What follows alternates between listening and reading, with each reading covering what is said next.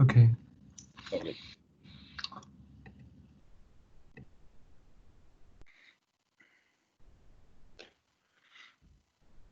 So, Lower Sixth, the idea is that this week we are going to finish chapter 9 of the mechanics. We've got 2 lessons this week. We've got today's lesson and we've got Friday's lesson.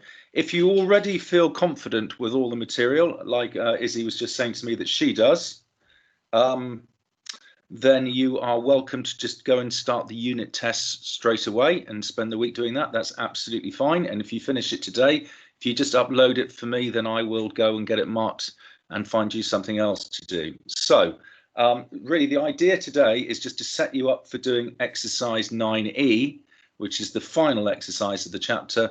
So officially, I want today you to be working on 9E. And then Friday's lesson, you do the assignment. But as I said, if you've already done 9E, or you feel very comfortable with all the material, you're very welcome to start the assignment already. All I'm really hoping for is that by the end of the week, by the end of Friday, you've all finished the assignment and you've been able to upload it. So this final bit of the chapter is just where we're using SUVAT, but in a real life situation where we're obviously just using gravity, obviously 9.8. The one bit I wanted to just clarify with you all, because lots of you do physics, I think all of you do physics. In physics, you tend to use 9.81. In mechanics, in maths, we tend to use 9.8. Okay, unless we're told otherwise. So as it says here, mechanics questions, you will always use 9.8 unless you are told otherwise. And then you just give all your answers to that same degree of accuracy. So just wanted to highlight a few key points from the examples. Okay, you probably know this already.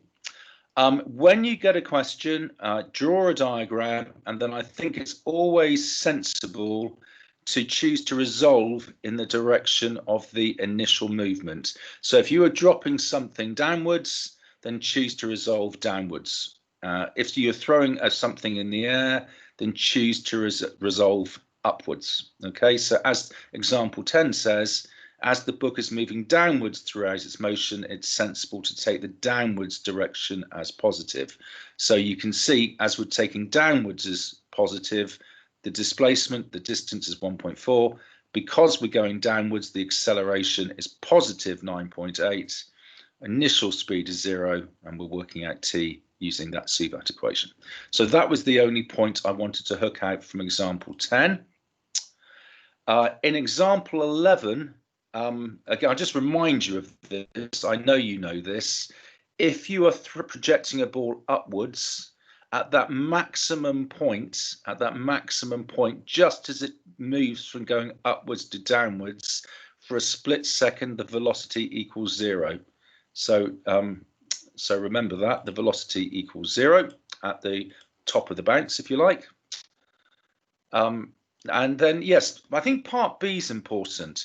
You're being asked in this question to work out the time taken for the whole of the journey from when it's thrown upwards to when it gets at the bottom.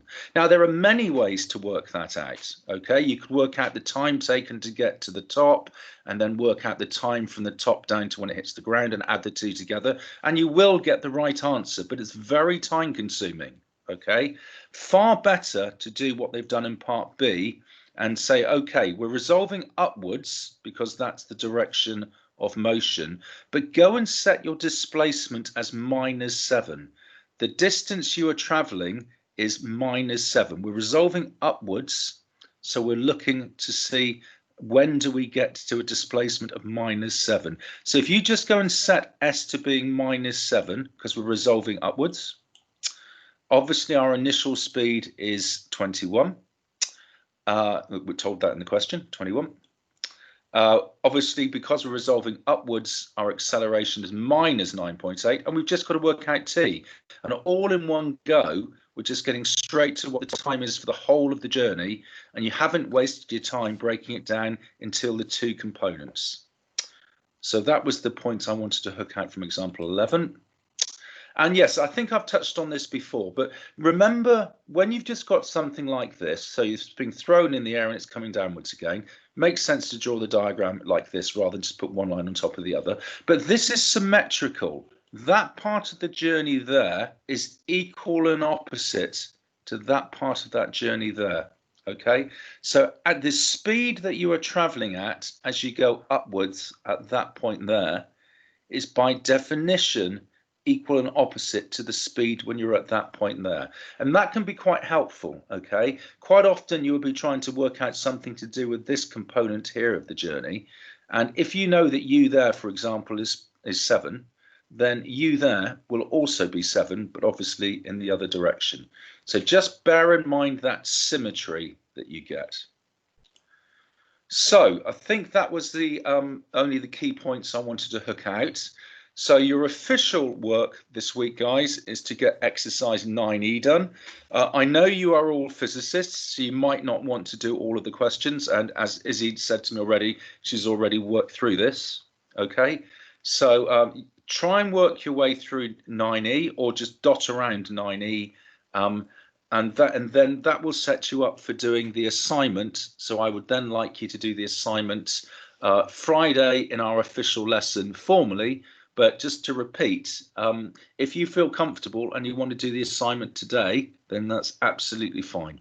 Okay, guys, that's it. I hope you have a good week. Bye. Bye. Bye, Patrick. Bye. Bye, James. Bye, Patrick. Thank you. Bye, Patrick.